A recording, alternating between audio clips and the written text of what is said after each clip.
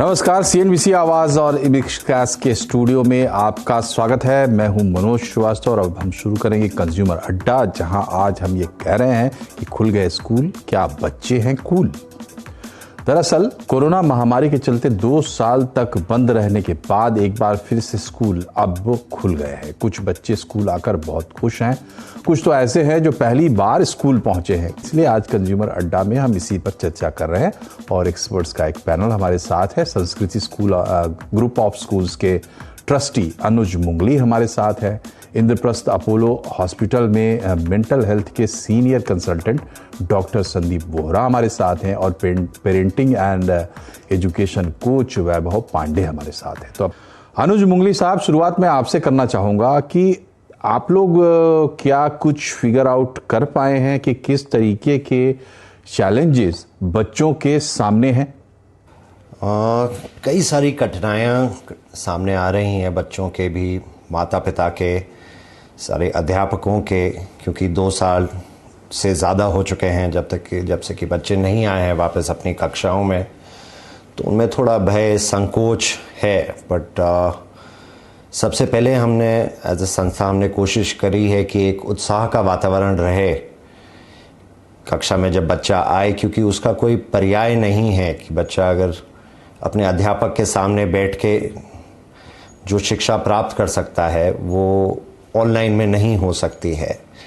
तो सारे उत्तराधिकारियों का ये रोल बनता है कि वो लोग बच्चों को मोटिवेट करें, पॉजिटिविटी क्रिएट करें कि अगर कोई और बच्चे हैं, अगर आपस के अपने मित्रों में भी बोलें कि स्कूल आने की जब टाइम हो गया है कि वापस आएँ अब बच्चे सब अपनी कक्षाओं में, तो सबके लिए ही एक वापस सेंस ऑफ नॉर्मलसी आनी ज़रूरी है। वो कई टाइप की चुनौतियाँ आएंगी लोगों के सामने में, पर उसको सबको एक मिलजुल के उसके हल निकालने होंगे, क्योंकि सिर्फ स्कूलों की उसमें रिस्पॉन्सिबिलिटी नहीं होगी, उसमें माता पिता का भी बहुत बड़ा रोल है, सारे कर्मचारियों का रोल है। तो उसमें जितना हम लोग मिलजुल के हम बच्चों को मोटिवेट कर पाएँ, उसमें the sooner the better, I think. Ji, it is that we should be able to do this. ठीक है मुंगली साहब, ये बताइए, देखिए एक न्यू नॉर्मल की बात हो रही है, कोविड इसमें एक कैटलिस्ट के तौर पर है। इसका जो मेन हीरो है वो तो टेक्नोलॉजी ही है, अदरवाइज भी हमारे वही चेंजेस होने थे जो आज हम देख रहे हैं। कोविड ने उसको एक्सपेडाइट किया। तो पूरा एजुकेशन सेक्टर, अब हम एडटेक की बात करते हैं, मेडटेक की बात करते हैं, फिनटेक की बात करते हैं, तो जाहिर सी बात है कि हमारा अप्रोच ना सिर्फ टेक्नोलॉजी जुटाने या उसके साथ अपना तालमेल बिठा, बल्कि बच्चों को उसमें स्मूथली लेके जाने में भी खासी मेहनत की जरूरत है, नए अप्रोच की जरूरत है। आपका क्या कमेंट है? जी, इसमें वक्त लगेगा।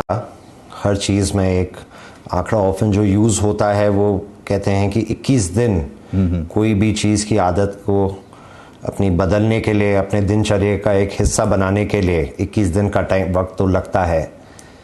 तो कोई भी नई चीज़ अगर हम बच्चों को सिखा रहे हैं, उनसे एक्सपेक्ट कर रहे हैं कि आप थोड़े दिन क्लासरूम में आइए, थोड़े दिन घर से पढ़ाई करिए, या फिर क्लासरूम में भी आपके टीचिंग एड्स इवॉल्व हो रहे हैं, will take time, but it's not impossible. I think हर किसी को सब्र से काम लेना पड़ेगा। सारे जितने भी स्टेक होल्डर्स हैं, जैसे मैंने पहले कहा, patience I think is the biggest की है, स्पेशली क्योंकि हम बच्चों के साथ डील कर रहे हैं जो अभी 2 साल के बाद आ रहे हैं। उनके लिए अगर हम उतना ही एंथुजियाज्म दिखाएं कि आप जैसे स्कूल वापस आ रहे हैं, and that will to learn needs to come back, अगर वो हम वापस ला पाएँ तो फिर वो भी काफ़ी हेल्पफुल होगा हमारे लिए कि हर कोई बच्चा उसमें पार्टिसिपेट कर पाए, एक दूसरे की मदद करे। जी, तो वक्त लगेगा, लेकिन ये हो जाएगा। बहुत सही बात आपने कही कि हर चीज में वक्त तो लगता ही है।